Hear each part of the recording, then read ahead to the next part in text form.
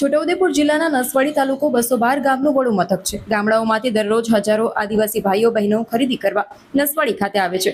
ત્યારે નસવાડી તાલુકા મથકે ભૂંડોનો આતંક એટલો વ્યાપી ગયો છે કે કોઈ પણ બાઇક ચાલક બાઇક ઉપર ખરીદી કરી થેલી લટકાવી જાય તો ચાલુ બાઇક ઉપરથી થેલી ખેંચીને લઈ જાય છે। લોકો ભૂંડના ત્રાસથી નસવાડી ખરીદી અર્થે આવતા ગભરાય છે।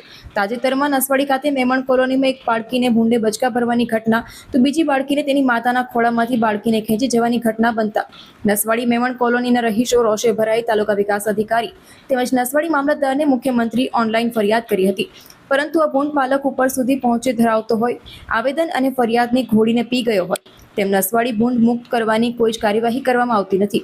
ભૂંડ રોજ રોજ નસવાડીમાં આતંક મચાવી રહ્યા છે। હવે નસવાડી મેમણ કોલોનીના રહીશો મુખ્યમંત્રી ઓનલાઈન ફરિયાદમાં શું નિર્ણય આવે છે તેની ભૂંડોથી ફફડતા રાહ જોઈ રહ્યા છે અને એક જ ચર્ચા જોવા મળે છે કે શું નસવાડી ભૂંડ મુક્ત થશે કે ભૂંડ પાલકને ઉચ્ચ કક્ષાએથી છાવરવામાં આવશે, એ તો હવે જોવું રહ્યું।